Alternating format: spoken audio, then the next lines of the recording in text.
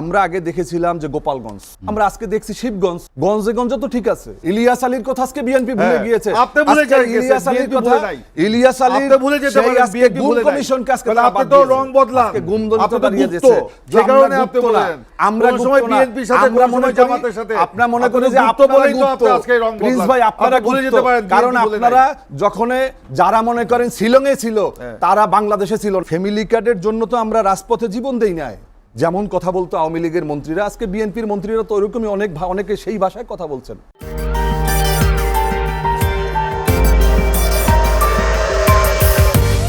আমরা দ্ব্যর্থহীন ভাষায় বলতে চাই, আমি এখন এখানে দাঁড়িয়ে বলতে চাই যে আমরা সংস্কার, যেটা জুলাই সনদ, যেটা আমরা স্বাক্ষর করেছি অন্তর্বর্তীকালীন সরকারের যিনি প্রধান উপদেষ্টার নেতৃত্বে, সেটা আমরা অক্ষরে অক্ষরে বাস্তবায়ন করব, এই সংসদে বাস্তবায়ন করব।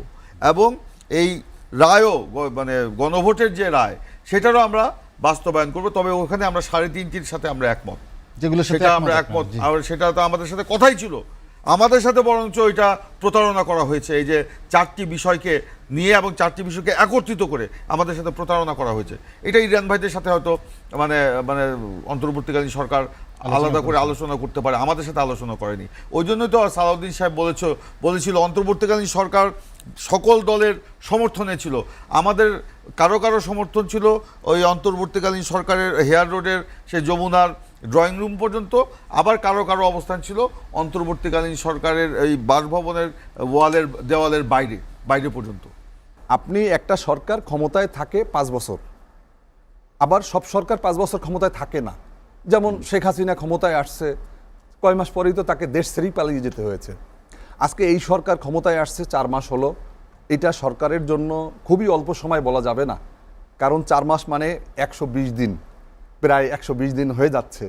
তো 120 দিনে সরকারের অর্জনের জায়গায় যদি আপনি বলেন যে সরকার ফ্যামিলি কার্ড দিয়েছে, কৃষি কার্ড দিয়েছে, ভাই ফ্যামিলি কার্ড তো শেখ হাসিনা 50 লক্ষ ফ্যামিলি কার্ড, আমার কাছে ছবি আছে, শেখ হাসিনা দেওয়ার উদ্যোগ নিয়েছিল এবং অনেক জায়গাতে দিয়েছে। আপনি ফ্যামিলি কার্ডের জন্য তো আমরা রাজপথে জীবন দেই নাই। আমরা কৃষি কার্ডের জন্য আমাদের এটা মুখ্য ছিল না, এটা সরকারের একটা রুটিন ওয়ার্ক, সরকার কাজ করবে, সরকার তো বিভিন্ন ধরনের কাজ করবে। এখন এইটাকেই যদি বলে আমরা ইট পাথর কংক্রিটের স্থাপনার জন্য আমরা জীবন দিই না, আমরা আন্দোলন করি নাই, আমরা শহীদ হয় নাই, আজকে আমাদের ওয়াসিম, আমাদের আবু সাইদ মুগ্ধ সহ 1400 মানুষের যে জীবন তাজা প্রাণ, সেই আপনি যে বাসার কিনারে বসে 3 বছরের যে শিশুটি, ঘরের একজন আমাদের মায়েরা বোনেরা যেভাবে হত্যা করা হয়েছে, যেভাবে হেলিকপ্টার থেকে যেভাবে গুলি করা হয়েছে, এটা তো এই যে ফ্যামিলি কার্ডের জন্য আমরা জীবন দিই নাই, আমরা জীবন দিছি রাষ্ট্রের সংস্কারের জন্য। আমরা নতুন করে একজন ফ্যাসিবাদী হাসিনা তৈরি হবে না, আওয়ামী লীগের মতো একজন ফ্যাসিবাদী একটা রাজনৈতিক দল তৈরি হবে না।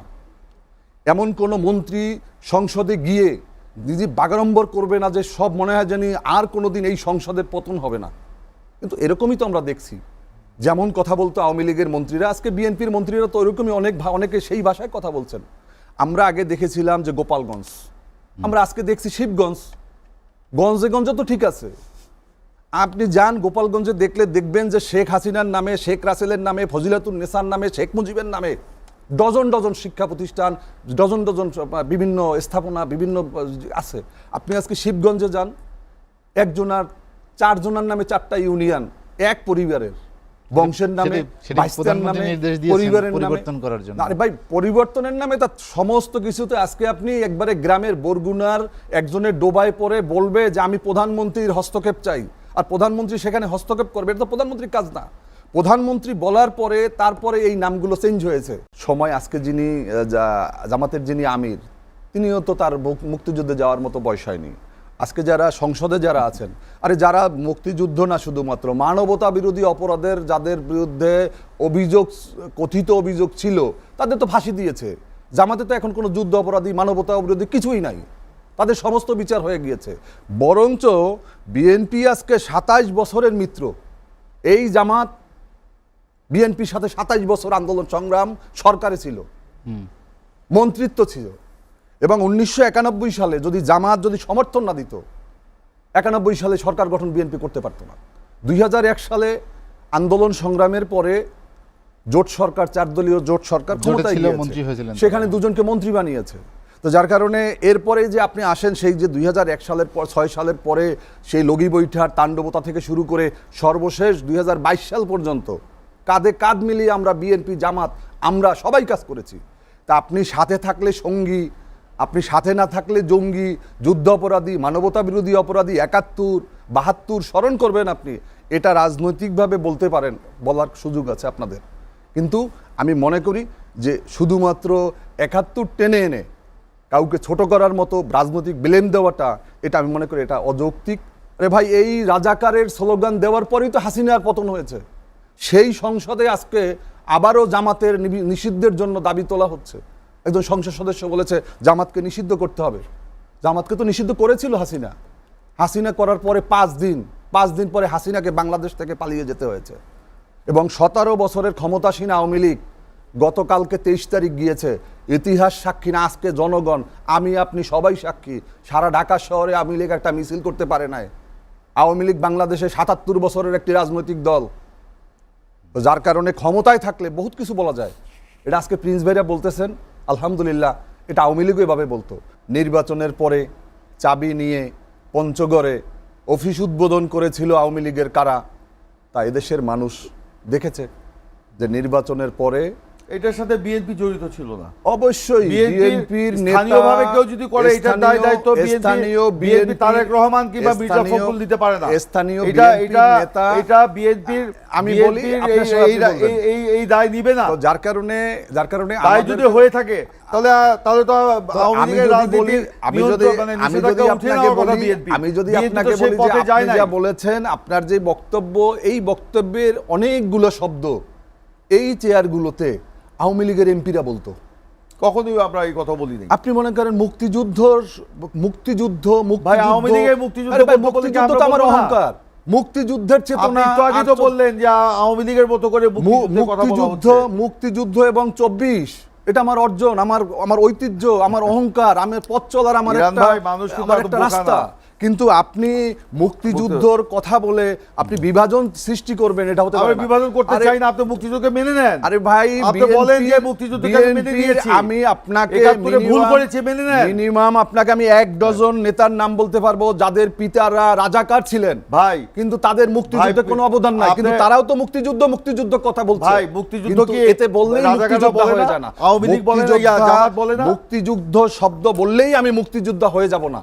আজকে 10টি অনুচ্ছেদ আমাদের যে 133টির ভিতরে 10টি অধ্যাদেশ, আপনি কি অধ্যাদেশগুলো, এক একটা অধ্যাদেশ হচ্ছে আমার হৃৎপিণ্ডের সাথে জড়িত। আমরা তো বলি না এগুলো বাস্তবায়ন করব না, আপনি গুম আমরা নতুন করে ঠিক করব। গুম অধ্যাদেশ আমাদের সাথে আলোচনা না করেই করা হয়েছে। মানবাধিকার কমিশন অধ্যাদেশ আপনাদের সাথে আলোচনা করে করা হয়েছিল। আপনি পুলিশ কমিশন অধ্যাদেশ আপনি গ্রহণ করেন নাই, আমরা তো বলি না এটা দুর্নীতি দমন কমিশন আপনি করেন নাই, আপনি সুপ্রিম কোর্টের সচিবালয় অধ্যাদেশ, সুপ্রিম কোর্টের আলাদা সচিবালয় করা হয়েছে, সাইনবোর্ড পর্যন্ত নামিয়ে ফেলতে হয়েছে, বিভিন্ন কর্মকর্তা কর্মচারীদের বলি না এটা আমরা বাস্তবায়ন করব না, এটা অনেক আইনের সাথে সংঘাত অধিকারমূলক। ভাই, ইলিয়াস আলীর কথা আজকে বিএনপি ভুলে গিয়েছে, ইলিয়াস আলীর কথা আজকে বিএনপি ভুলে গিয়েছে। আপনি ভুলে যান ইলিয়াস আলীর কথা, ইলিয়াস আলী আপনি ভুলে যেতে পারেন, বিএনপি গুম কমিশনকে আজকে আপনি তো রং বদলান, গুম দলিত দাঁড়িয়ে দিয়েছে, যে কারণে আপনি বলেন আমরা সময় বিএনপির সাথে, আমরা মনে করি জামাতের সাথে, আপনারা মনে করেন যে আপনারা গুপ্ত, আজকে রং প্লিজ ভাই আপনারা ভুলে যেতে পারেন, কারণ আপনারা যখন যারা মনে করেন শিলংয়ে ছিল তারা বাংলাদেশে ছিল না, আমরা বাংলাদেশে শিলংয়ে থাকলে এমনি সে এখানে প্লেজার ট্রিপে যায় নাই, যারা দেশের বাইরে ছিল তারা না গুপ্ত ছিল। শিলংয়ে সালাউদ্দিন সাহেব প্লেজার ট্রিপে যায় নাই, এটা মনে রাখতে হবে আপনাকে। সেখানে ডুপ্লেক্সে গুম হলে যে ডুপ্লেক্সে থাকা, সেখানে ঐতিহ্যবাহী জীবনযাপন সেটা তখন কখন মুক্তি হওয়ার পরে তারা টাকা দিছে, কাদের টাকায় গাড়িতে উঠছে, কারা সম্বর্ধনা দিয়েছে, কাদেরকে এখন ব্যাংক দখল করে তারপর হওয়ার পরে কোন একটা রিসোর্টে ছিলেন, কিন্তু তাই বলে গুম থাকা অবস্থাতে রিসোর্টে ছিলেন না। আপনি এটা ভুল ব্যাখ্যা দিচ্ছেন, তিনি গুম অসত্য বানোয়ার ভিত্তির কথা বলছেন, তিনি ডুপ্লেক্সে ছিলেন আওয়ামী লীগের মতো। আমরা আওয়ামী লীগের মতো ডুপ্লেক্সের কথা বলছেন, এটা ক্লিয়ার করেন। উনি ডুপ্লেক্সে কখন ছিলেন না? কখন ছিলেন? তিনি শিলংয়ে ছিলেন, থাকা অবস্থায় ছিলেন না, যখন দেশে আসেন নাই কেন?